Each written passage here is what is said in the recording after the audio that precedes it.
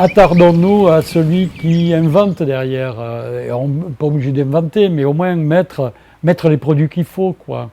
Recherchons un peu la qualité et derrière, faisons vivre un peu le petit producteur qui va... c'est une démarche que beaucoup de chefs font maintenant. Quand je cuisine, toujours dans ma tête, le visage de client, ça c'est sûr. Ouais. Je demande toujours à serveur, serveuse, qui est venu, qui sont là maintenant, comment il est, comment il mange. C'est pour moi très important. J'ai rencontré des femmes extrêmement dynamiques, intelligentes, pertinentes, volontaires, batailleuses.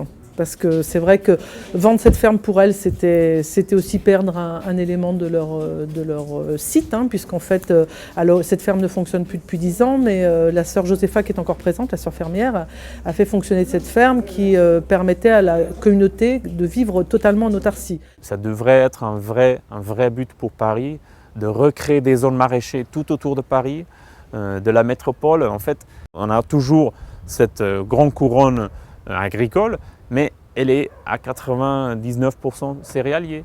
Et ça n'a pas beaucoup de sens d'avoir des céréales directement autour de la ville. Les céréales, on a besoin de les bouger, de les transporter une fois, 2 fois par an. Les salades, on les transporte tous les jours.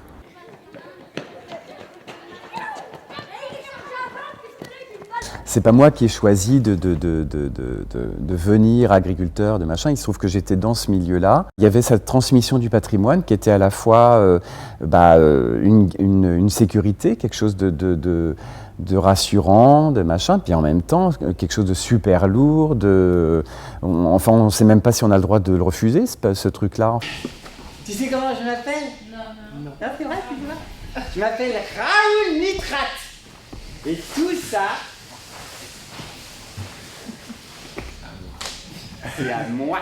Dans le vin, on a à sortir un millésime et tout millésime est c'est comme une création de quelqu'un qui je veux dire, la personne qui est sculpteur, elle ne va pas vous faire 2 fois la même sculpture. On me demandait souvent est-ce qu'on a envie de ça, tout ça. J'ai dit, monsieur, madame, j'ai dit, si on n'en vivait pas, on le ferait pas, on ferait autre chose. Et je sais pas. Parce qu'il paraît, pour certains, pour beaucoup de gens, ça leur paraît, c'est bizarre. Hein. Et nous avons la prétention, à partir de là, de formater la pupille des enfants de bonne façon, de manière à ce que plus tard la néfaste food soit mise de côté et qu'ils aillent d'eux-mêmes vers un plaisir de vivre majeur qui s'appelle la gastronomie. Parce que derrière la gastronomie, il y a la santé, l'équilibre humain, le bonheur et le plaisir de vivre.